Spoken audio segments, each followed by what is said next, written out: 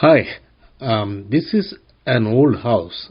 The houses are built so that there is a large house in the front and then there's a smaller house in the back for which there would be a passage right next to the house. It will not technically be a row house. This house was very special. After my grandfather, my father's the eldest brother and next elder brother, they moved into this place with their families and my grandma.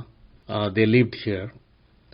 It is now sort of dilapidated, but it used to be really nice looking at that time. We're talking something like 69, 70, 71. There are these nice patterns on the house. It was built really well. It had to be constantly taken care of.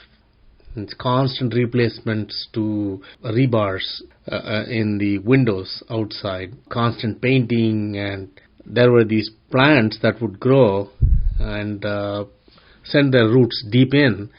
This is Ficus religiosa. In Tamil it's called Arasa Maram. It would grow everywhere and, we'd have to pluck it off. Right? This was the house and it was in the TSVKoilSt. It is at the end of the street there is a Ganesha temple. So now we are going to go through Vastu for this property. The main entrance is on top. So the good feature in this house is there was an opening to the sky. This was two-storied still. There was an opening all the way to the bottom. And the bedrooms were laid out. I've shown them in the plan with beds in there. And then there was a lot of ventilation in that house. So Agni humor is shown. The beds were laid out not north-south. The house faced east. The main entrance faced east. So all these were east-west. The mirrors as well. We made sure that the mirrors are positioned okay. So those things the Vastu for this property was excellent. The whole area was filled either with midday light through the interior courtyard or there was light from the east which bathed the entire front. Now then we go to the gods. All the gods, Shiki, Diti, Aditi, Bhujaga, Soma, Ballata is bare. All those things fell off. You also notice the Vitat, Vrihat Kshat. Those things are really bad. Like Gandharva, we tried to coerce somebody into relations without proper marriage, things like that. Bringaraj is a spy kind of a person, and Mriga Jaya was good, but Pita Davarik was a security. Pita was too old, indulging with two young ladies, and these things all fell off. And this was a very beautiful house where only the good stuff fell on the beds, like Savita, Apavasta, Apa, and then there was one bedroom where there was no influence of Vastu. So that's what's shown here. And also one bed was placed in Mercury. That was the place where children liked to go sleep. It was also the place where young ladies would use that space, and my grandma would sit on the central platform there, shown in white, and she would constantly complain about them. The moon was a good place to sleep and get really good sleep and so on. And bed number 2, and bed number 3 was not involved. And Rahu, Mars, if you notice, Rahu and Mars interface is where the bathrooms are, and Rahu actually is a friend of Mars, and the stove was placed there. It was an old style stove where you could cook for a lot of people, but it was like a fire pit kind of deal. But if you notice 5 and 6, they were all placed correctly. So the Vastu for this property is excellent. And even the stair, it did not fall. There was no Vastu intent. Now, so the Vastu wise, we haven't seen anything bad till now. Then we go to this place where things can happen. So this was the Jupiter and Mercury. That was the place where medicines were kept. Really, that's where it was. And then there was this old person, traditional person, bothering people about creativity, because my granny used to sit there and she would hear these my cousins, young girls, would talk in that room, and she would not like it. I mean, she would not like anybody saying anything there, because there was this nice portico kind of patio kind of area where other kids would be playing all the time. In general, the last room on the bottom left was not utilized except in the afternoons. So, and the men would occupy the one in the moon, and then women would all occupy the one in the left bottom. And of course there was this talk. Next door neighbors, upstairs people would come and then sit there next to that black magic area, and then that's all they did, talk, and everything else was placed okay. So Vastu wise, there wasn't a whole lot of issues here. So what was the problem with this house? House was good. I mean, there were 2 full families here and a grandma, right? We stayed elsewhere, but this was occupied by my dad's eldest brother and the next elder brother and his family. I mean, so the Vastu says that you have to enter the place at the right time. So when they entered, the snake was in the Ishana area, and it was not, the snake head was not in alignment with the main door, and there was no other door through which you could get out of the house, which means this was it. That was the only entrance, and that needed to be aligned.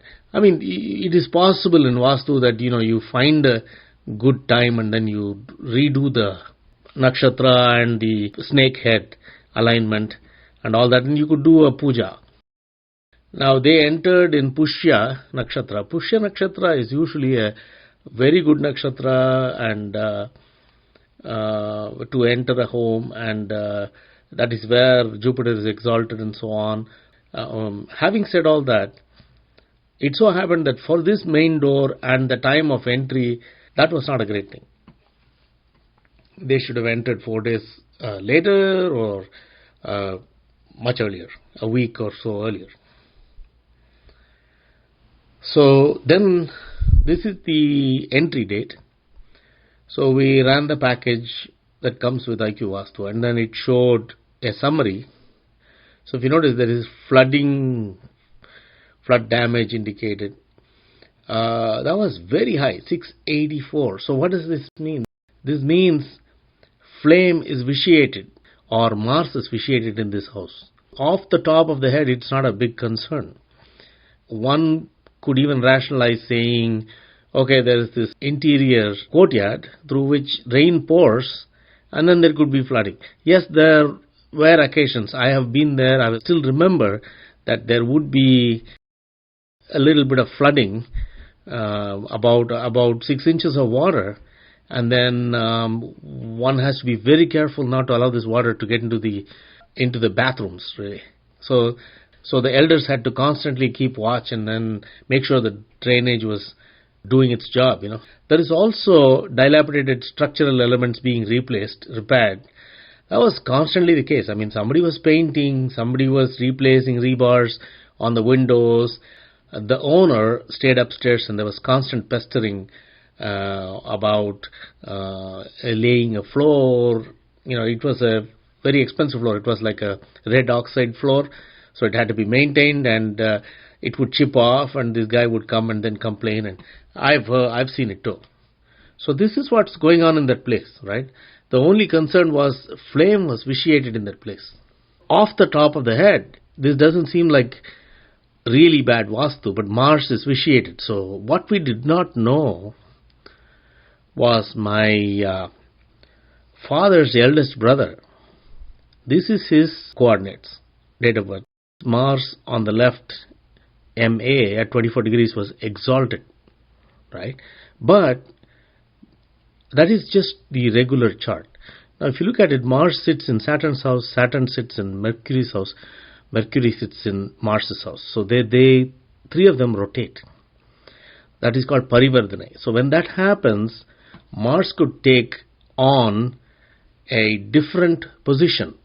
If you notice, already it shows that there is a problem with muscle breakdown, right? There is this muscle attrition due to muscle burn, excessive muscle burn. So one has to apply a butter made out of water buffalo milk. We would apply it to the deity Anjaneya, Hanuman, so that gets that helps the native. So this is one of the rotations. If you see, Rahu and Ketu interchange places, and then Mars got stuck in Virgo or Kanya. Mars in Kanya is extremely weak. It is the house of Mercury, where Mercury is exalted, and Mars becomes extremely weak. You see the double bar on it, right? On the right side you see Ardhanarishwara. This is close to impotence. And if you also notice, there is Anandamangalam Veera Hanuman. That is Veera Hanuman. It is 22 point something for this Parivardhana, this rotation, and it's very high. This is core vitiation of blood, plasma vitiation. There is a mild bit of Bhuvaraha Swami. Bhuvaraha Swami, the dosham is one of flooding, right? Notice this flooding thing here also happened in the house, right? Now, so we go one more rotation, because there are other rotations. Now you notice Sun and Mars nearly touching the disk of the Sun, which means it is behind Sun from the Earth's perspective, which is the other side of Sun, and it hardly has an effect, which means it's very weak. It is being combusted, or it has been hidden by Sun. Because Sun is too bright, you can't see Mars, and Mars can't see Earth either. In this position, Mercury is exalted, the right bottom, and along with Ketu, which is a very close friend of Mercury, and Mercury is extremely powerful in this case. So when the rotation happens, Sun is also getting destroyed. You notice the triangle there. There is Bhadrakali. You also saw the dilapidation effect of the plant on the facade of the house, Ficus religiosa. That is a telltale sign for Bhadrakali, that dosham, right? Now all this was there, right? So it was there in the house, it was there in this person, right? And he was head of household. So here is a summary. We have come up to September 1st, the Indian way of doing the dates here. So look at so many of the doshams turning red, and here is the bottom of it, right? Now I will tell you something that happens in Dasha Bhukti. So Mars Ketu is ending.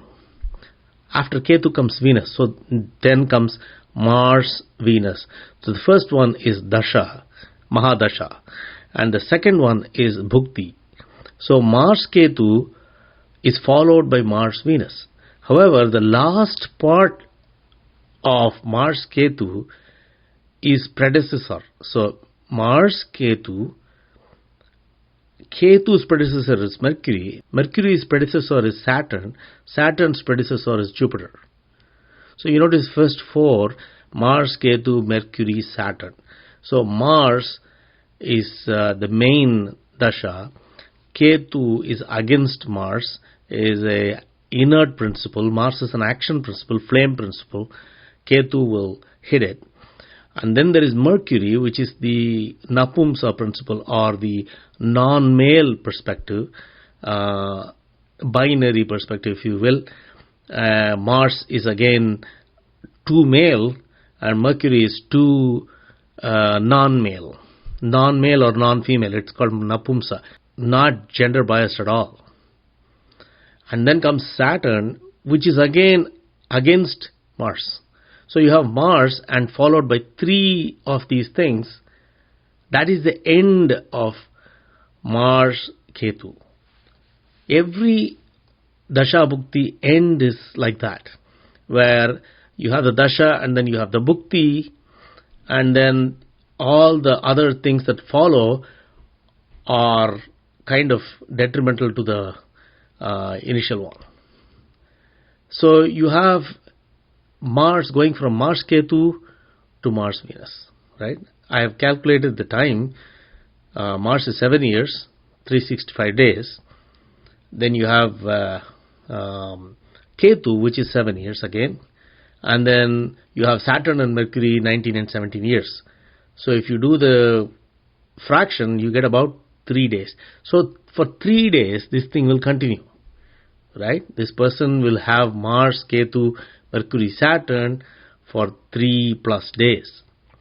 Now, this is all based, this Dasha Bhukti is based on their initial nakshatra, when they got into the world. So that is dependent on their entry date, which is their date of birth.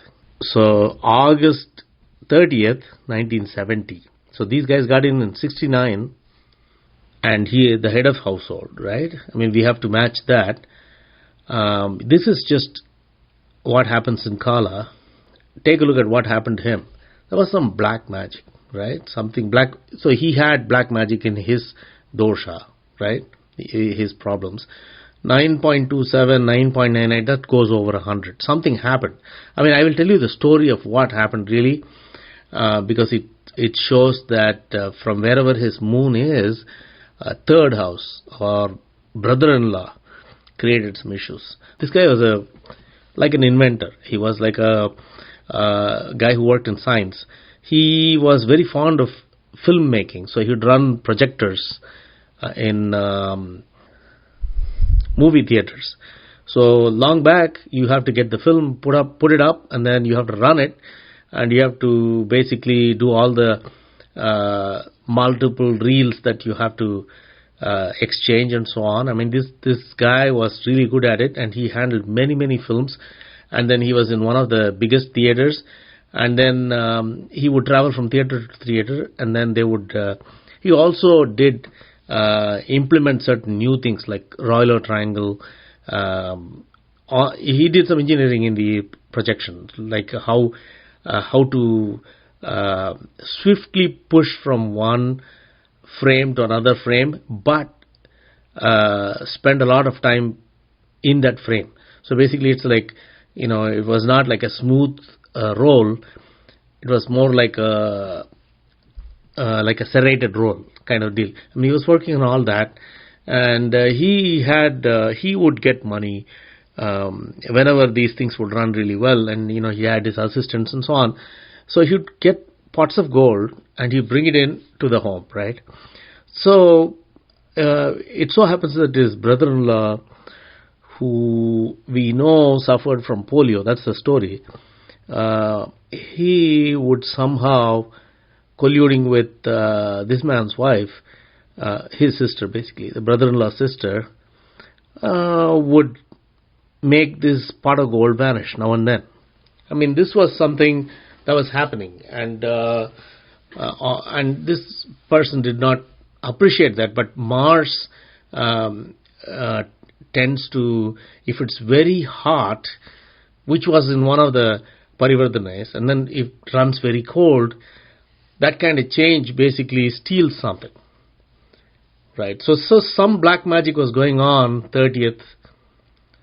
So then we go to 2nd of September, right? Notice also that suddenly on top, Saturn goes to retrograde. And previously, if we go back to the previous slide, Saturn was going forward, right? So it did not have an aspect on Mars. Mars was nearing a conjunction with Ketu, its opposition. So like I told you earlier, Mars is a action principle and Ketu is inert principle. And also Mars is weak when it is near the sun, because it's not seen. So from the Earth, sun comes in the middle and then Mars is on the other side. So Mars is not very effective at that point, right? Mars is powerless with its rays on Earth. So now, 2nd September, right? The convention here is the American convention. I did that because, it's easier to read in the US. But in the Dasha Bhukti, because of ease of reading, following dates, it was DDMMYY. Here it is MMDDYYYY. So Sun is almost following Mars. Mars is already weak, and then Ketu is conjunct with Mars. Mars's power is extremely weak. And then the third thing that comes in is the sudden, extremely powerful retrograde Saturn, Saturn's 10th aspect. So see how the blue lines from Saturn change, right? Suddenly there's this green line that goes from Saturn empowering Ketu. I mean, Saturn basically in its retrograde, in its aspect, it empowers Ketu. But Ketu being the inert principle, it will try to kill Mars, which is the active principle. So Mars is really, really down. So when that happens, muscles extremely weaken. And that is what is shown here on the right. You have 47.57, right? And this person, my father's eldest brother, he had 2.54 in his birth. So he already had an instance of weak muscles. Of course, his brother-in-law was a polio afflicted person who, I mean, not completely, but there was weakening of the legs. So the person would walk with a slight limp. So you know that this is what's happening, and Mars has gone down.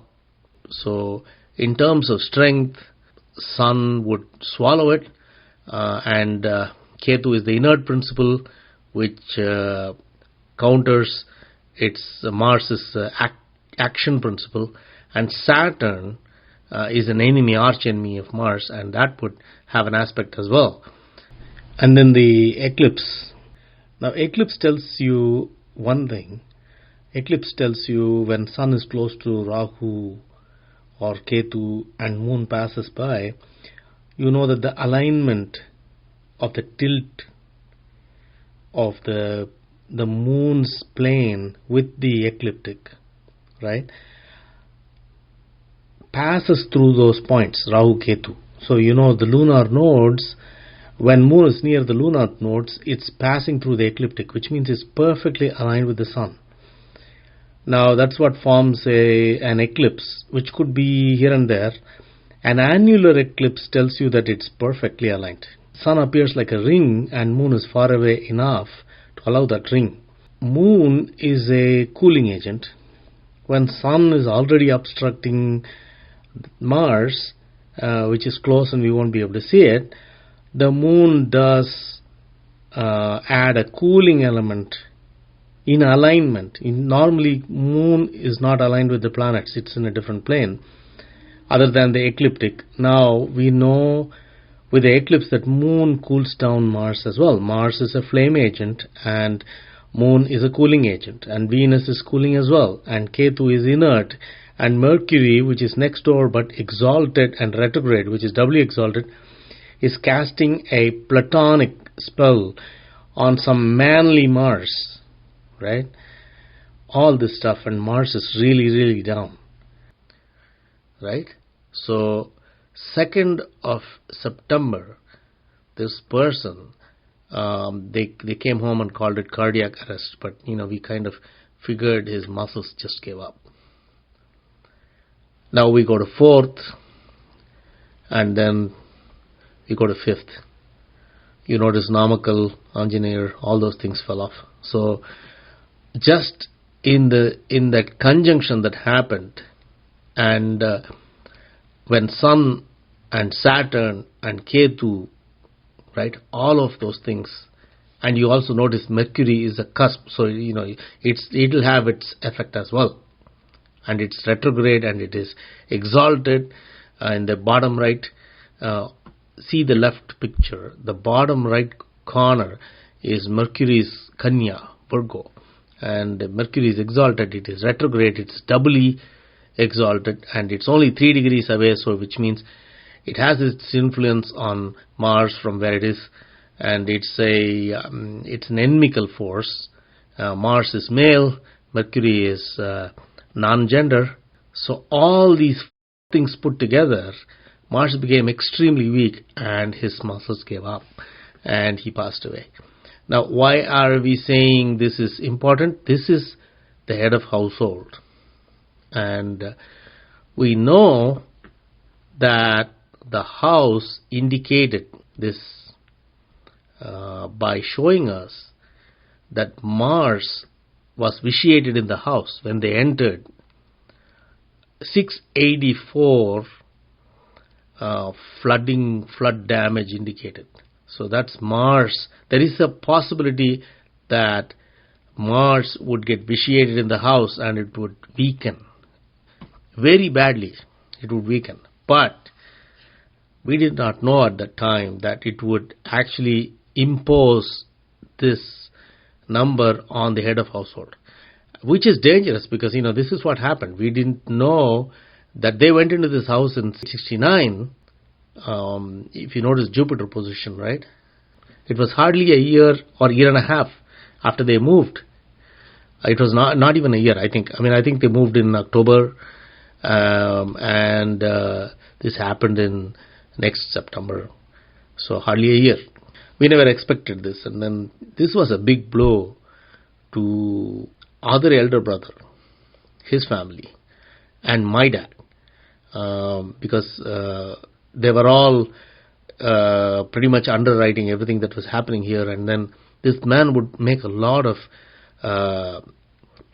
wealth, but it would be very sporadic, meaning he would bring it, he'd keep it, he'd show everybody, he was a scientist, he did everything that he could to make projectors better, and he would handle the whole supply chain, meaning, taking in the reels, running the projector, sending back the reels, taking in other things, and meanwhile opening the projector, maintaining it, and then innovating there, all that stuff.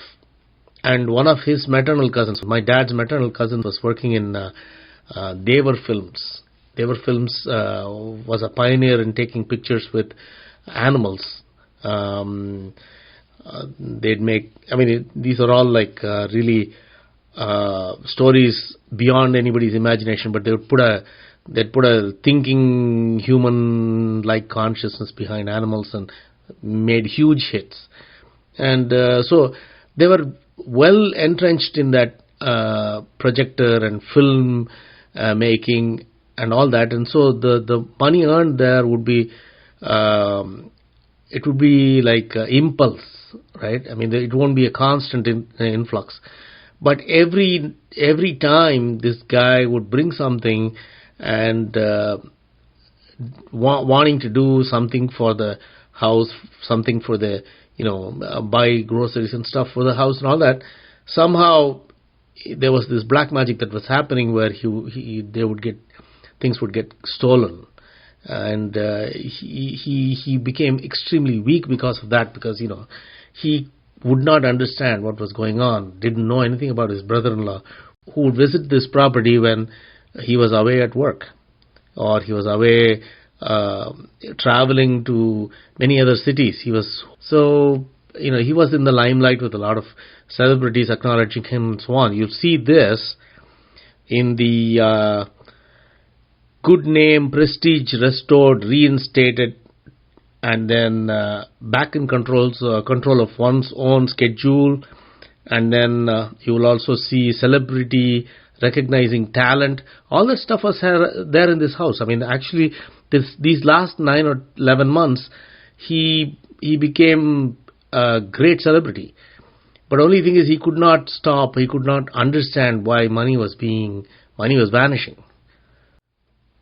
So, whatever happened, it took him. Meaning, he became extremely weak at one time. The Mars, he definitely could not sustain through inordinate weakening of Mars. So, we have to go to Vastu, because Vastu tells us what is the predominant. So the predominant thing here in this house was that this house had a weakened Mars. So if you have a weakening of Mars, this house is not for you.